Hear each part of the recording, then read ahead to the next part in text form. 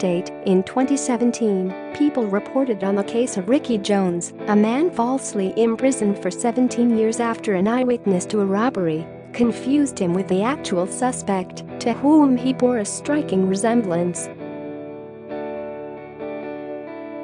On Tuesday, the state of Kansas announced it would pay $1.1 million to Jones, 42, who was convicted of trying to steal a woman's purse when he was 24 years old. Get push notifications with news, features and more. Following you'll get the latest updates on this topic in your browser notifications. The state agreed to this outcome so Mr. Jones can receive the benefits to which is entitled by law because he was mistakenly convicted, Kansas Attorney General Derek Schmidt said in a statement obtained by People. Here is People's original story from last year. A Missouri man is free after serving 17 years in prison in what officials think was a case of mistaken identity.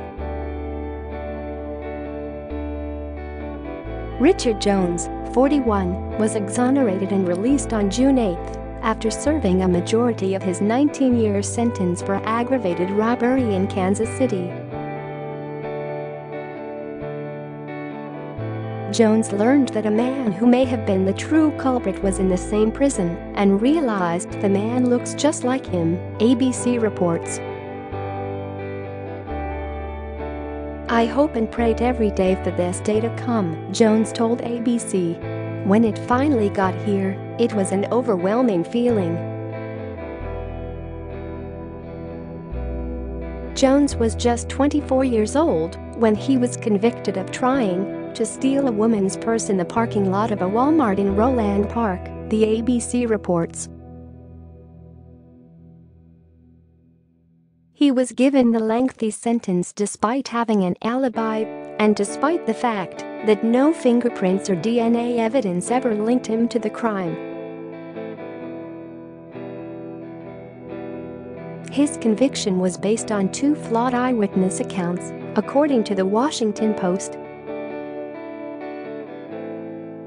The victim described her attacker as a thin, light-skinned man, black or Hispanic man with dark hair, and a police photo lineup showed Jones alongside 5 dark-skinned, black men. After more than a decade of failed appeals, Jones learned that a man named Ricky Amos was also an inmate at the Lansing Correctional Facility. Jones then told staff at the Midwest Innocence Project and the University of Kansas School of Law that he was often mistaken for the man he'd never met. "It made a lot of things understandable for me concerning this whole case," Jones told ABC.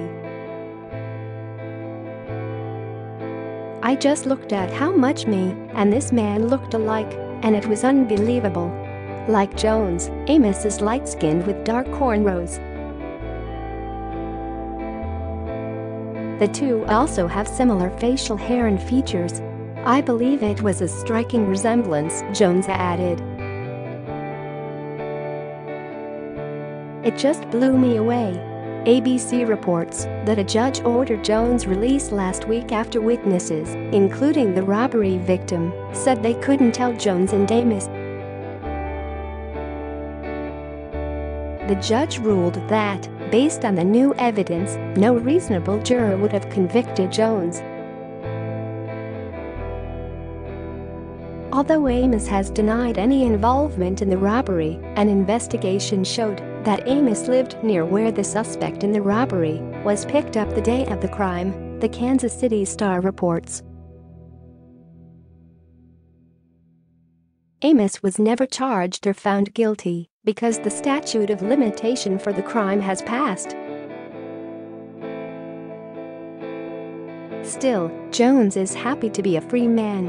"I couldn't let someone's mistake make me waver in my faith and ever make me shy away from what was real and what the truth was, and that was I was innocent, and I knew it," he told ABC. When he was released, Jones hugged and thanked the officials who helped in his case, and he was shown in photos embracing his 2-year-old granddaughter.